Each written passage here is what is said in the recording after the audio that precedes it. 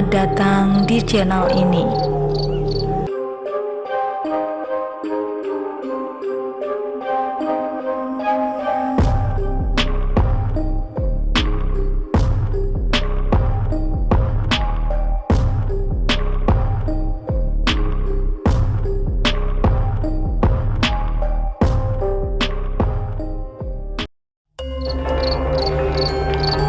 Sahabat misteri, kali ini kita akan bercerita tentang kisah yang terjadi di sebuah desa di daerah Jawa Tengah.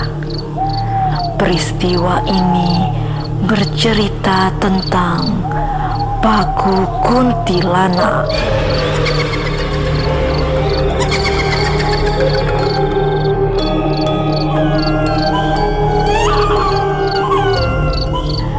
Yuni sangat terkejut setelah menemukan sebuah paku berukuran 7 cm menancap di kepala ibunya sewaktu dia mencarikan kutu. Lalu sang anak menyampaikan penemuannya itu kepada ibunya. Ia mengatakan ada paku di kepala ibu. Sang ibu tak terkejut. Ia mengatakan, "Bisa kamu cabut, Yun?" Perintah sang ibu akhirnya. Sebelum kita lanjutkan, jangan lupa untuk like, komen, dan subscribe, karena kita akan membahas misteri lebih dalam lagi.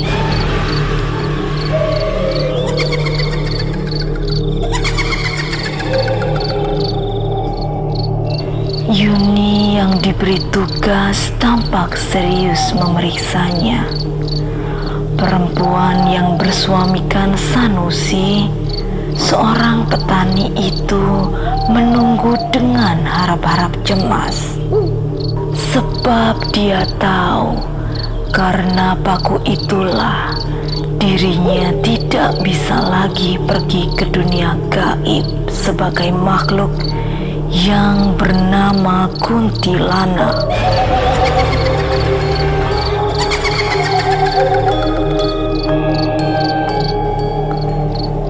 Sanusi yang sempat kehilangan istrinya berusaha dengan sekuat tenaga untuk mendapatkan istrinya kembali.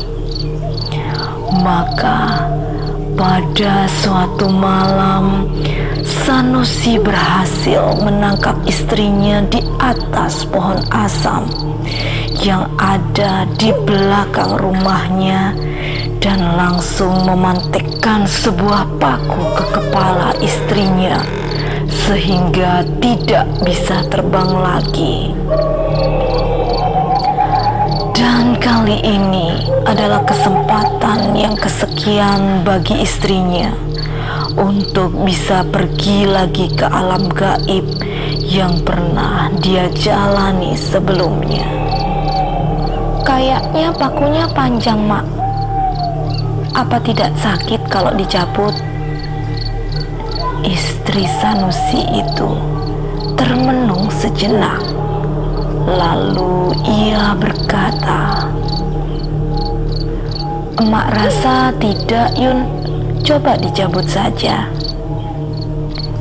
"Yuni coba ya, Mak," kata Yuni, putri bungsu keluarga Sanusi yang memiliki 2 orang anak itu, berusaha mencabut paku dari kepala ibunya.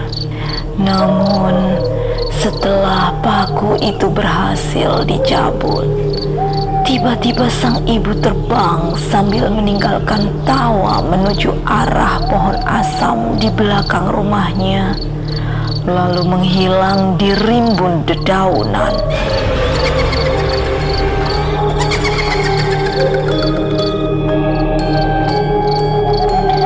Menyaksikan ibunya bisa terbang, Yuni pingsan.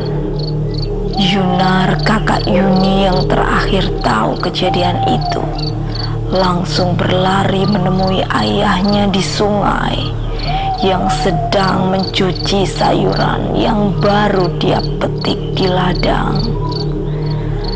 Sanusi sangat terkejut setelah mendengar pengaduan anak lelakinya kalau ibunya sudah bisa terbang lagi. Tanpa banyak tanya, Sanusi berlari menuju ke rumahnya dan dia dapatkan Yuni masih tergeletak. Dengan terburu-buru, Sanusi menyadarkan Yuni dengan memberi minyak angin, dan Yuni pun perlahan siuman. Lalu menceritakan ibunya yang telah hilang. Pasti ada yang mencabut paku di kepala emak kalian, tuding Sanusi geram. Sang anak pun tertunduk. Yuni menyesal, Pak. Aku Yuni dengan suara lemah. Apa yang harus disesali kalau sudah begini? Tukas sang ayah. Makanya apa-apa yang aneh di keluarga kita segera disampaikan. Berapa belas tahun sudah Bapak menyembunyikan rahasia emak. Yunar mengentakkan tangannya karena emosi. Maaf, Bapak tidak sempat memberitahukan kalau di kepala emak kalian ada paku yang tidak boleh kalian cabut. Terang Sanusi sambil meredam sesal di hati. Jadi sekarang bagaimana, Pak? Tanya Yanuar kesal, melirik tajam ke sepasang mata redup ayahnya. Kita harus menangkap emak kalian lagi, lalu memakunya kembali. Lalu bagaimana caranya? Bukankah kita sendiri tidak bisa terbang seperti emak? Kita harus cari akal. Menjelang gelap malam, Yunar dengan paku dan batu di tangan sudah berada di perkebunan karet yang tidak jauh dari rumahnya. Yunar berharap dirinya dapat menangkap ibunya di antara pohon-pohon karet yang tegak berdiri di sekelilingnya. Sementara Yuni yang dibantu beberapa tetangganya memilih berjaga-jaga di bawah pohon asam yang ada di belakang rumahnya. Karena ke pohon itulah dia melihat ibunya terbang dan menghilang. Lain halnya dengan Sanusi. Dia mengawasi istrinya dari bawah pohon mangga yang tengah berbuah lebat. Sebab dulu sewaktu dia belum bisa menangkap istrinya, dia sering melihat istrinya memetik buah mangga itu bersama kelelawar. Dan sebagian buah yang dipetiknya sering dijatuhkan ke halaman rumah dengan maksud untuk dimakan anak-anaknya yang waktu itu masih kecil. Untuk apa? Tegur Sanusi waktu itu karena menganggap perbuatan istrinya bukan perbuatan seorang ibu, tetapi perbuatan kuntilanak. Aku memberi makan anak-anakku, terdengar istrinya menyahut. Malam begini bukan waktunya memberi makan anak dengan makanan asam. Kau akan menyiksa anak-anakmu sendiri, kata Sanusi. Sang istri tak menyahut, justru dia melesat terbang ke pepohonan yang lebih tinggi. 2 ekor tupai dan seekor burung yang sudah mati dilemparkan dari atas pohon ke pintu dapur. itu bisa kamu panggang. Beri makan anak-anak kita," kata istrinya memohon dari atas pohon. Sanusi pun menolak karena 3 binatang buruan itu telah menjadi bangkai semua. Dari pengalaman itulah Sanusi jadi lebih hafal di mana istrinya kerap berdiam.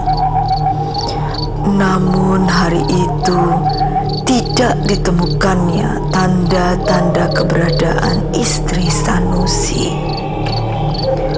Para tetangga yang turut mencari akhirnya kembali pulang dengan tangan hampa. Akan tetapi, di balik kecemasan mereka, ada pula yang mensyukuri dapat dicabutnya paku dari kepala istri Sanusi, yaitu seorang perempuan yang bernama Emar, istri Leman, seorang penambang pasir di kampungnya. Emar berharap atas lepasnya Suti, yaitu istri Sanusi, akan ada perubahan nasib terhadap dirinya. Karena dirinya pun tak beda dengan istri Sanusi yang ingin lepas bebas seperti dulu.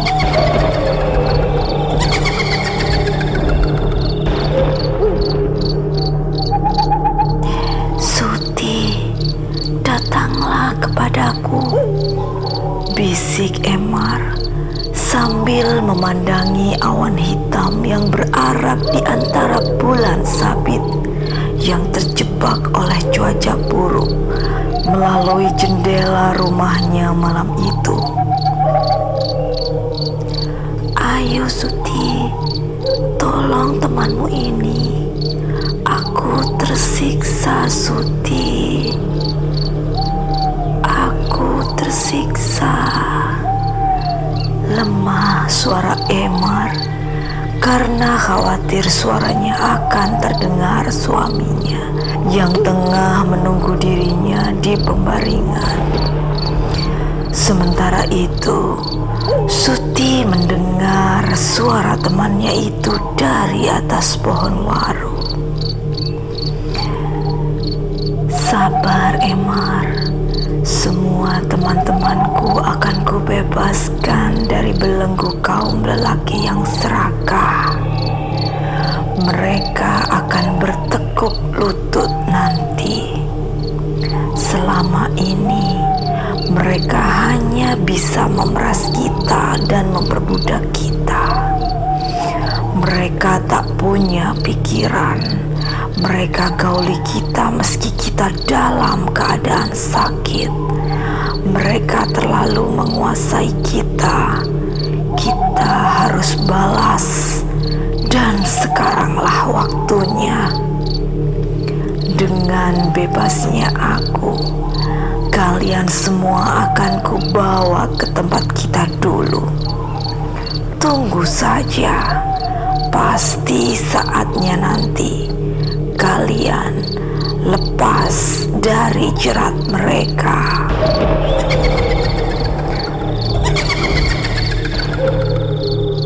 "Terima kasih Suti, terima kasih," balas Emar sambil menutup daun jendela dan terus menghampiri suaminya di pembaringan. Malam itu Emar memberi kehangatan tubuhnya untuk terakhir kali kepada suaminya. Sebab pada malam berikutnya, Suti benar-benar datang menemui Emar yang menunggu di belakang rumahnya. Tanpa menunggu lama, Suti sudah dapat mencabut paku yang ada di kepala teman dekatnya itu.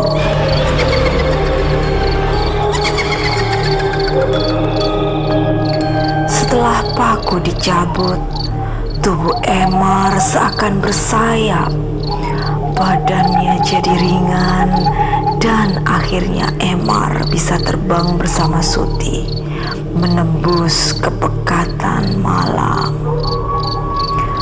Tampaknya seperti dendam kesumat, kedua perempuan yang sudah bisa terbang dan menghilang itu akhirnya mendatangi para kaum senasibnya. Dicabutinya paku-paku yang ada di kepala mereka. Dan pada akhirnya para perempuan yang memiliki suami dari suku asli penduduk kampung itu semuanya dapat terlepas dari jerat paku yang dipantek para suami mereka.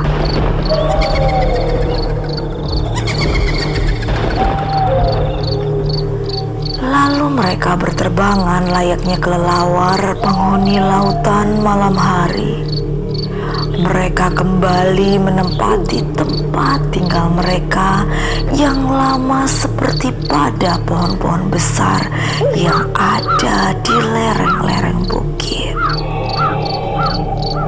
Setibanya di hadapan teman-temannya yang sedang membantu mencari istri Sanusi sebagai orang pertama yang pakunya lepas dari kepalanya. Teman-teman Leman terkejut, termasuk Sanusi sendiri. "Jangan-jangan istri kita sudah tidak ada di rumah," kata Lengger penuh kekhawatiran. Tanpa komando, para suami serempak berlari menuju ke rumah mereka untuk melihat keberadaan istri masing-masing. Obor yang mereka bawa berlari, berkobar seakan menggambarkan kecemasan. Lari mereka serupa serigala hutan yang tengah mengejar mangsanya. Mereka berpikir kalau Suti sudah bisa lepas, urusan pasti akan menjadi runyam. Contohnya sudah ada, yaitu istri Leman yang kedapatan sudah bisa terbang seperti Suti.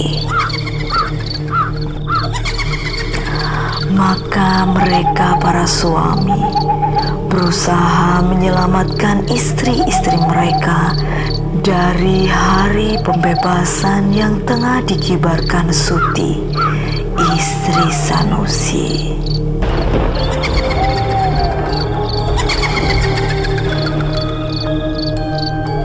"Apa aku bilang?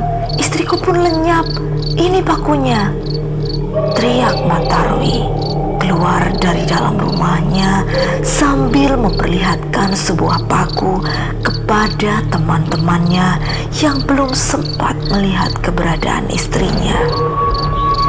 Matarwi kembali masuk ke dalam rumah diikuti beberapa temannya. Matarwi melongo ke kolong-kolong tempat tidur. Siapa tahu istrinya bersembunyi di kolong tempat tidur. Tidak ada. Teman-teman Matarwi panik, termasuk Lengger yang sudah curiga sedari awal. Lalu mereka berlarian menuju rumah masing-masing untuk mencari istrinya. "Jangan pergi," suara Lengger cukup keras keluar dari dalam rumahnya sambil memegang sebuah paku yang dia temukan di atas tempat tidurnya. Anak-anak mereka bertangisan memanggil-manggil ibunya. Dan malam itu, para suami telah kehilangan istri-istri mereka.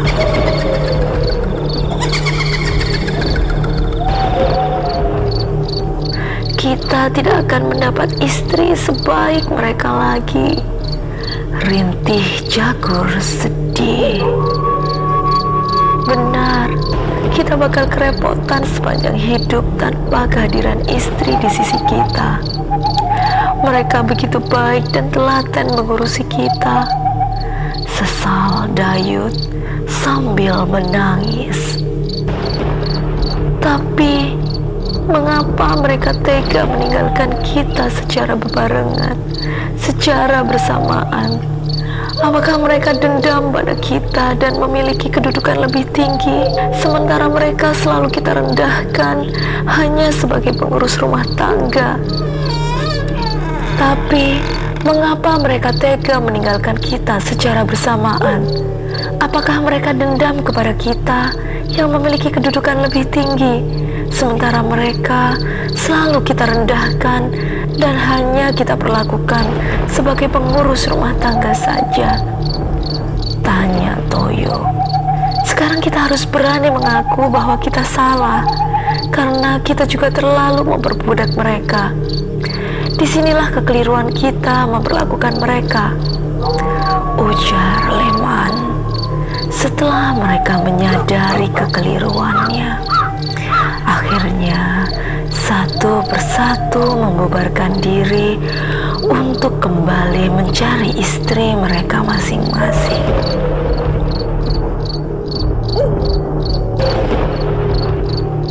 Malam kembali sunyi.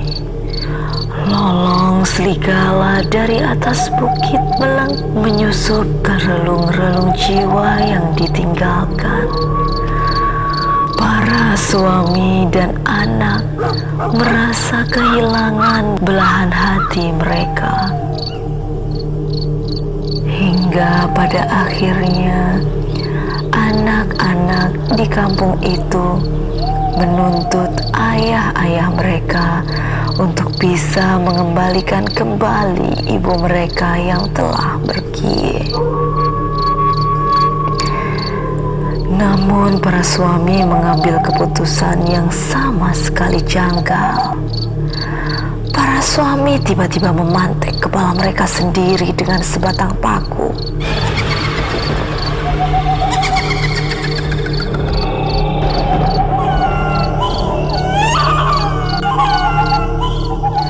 Dan berharap bila kelak paku yang tertancap di kepala itu dicabut anak-anak mereka, maka mereka akan dapat terbang menyusul istri-istri yang telah pergi.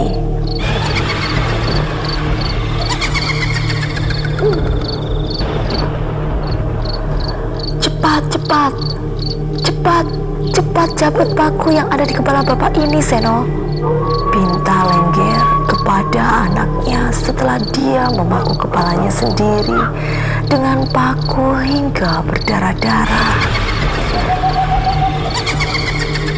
Seno amat terkejut melihat darah yang mengalir deras dari kepala ayahnya. Spontan anak itu menjerit dan berlari keluar rumah. Tolong, bapakku bunuh diri. Tolong, tolong, bapakku bunuh diri. Sahabat misteri, itulah akhir tragis dari kisah paku kuntilanak. Jangan lupa untuk like, komen, dan subscribe, karena kita akan mengupas misteri-misteri lebih dalam lagi.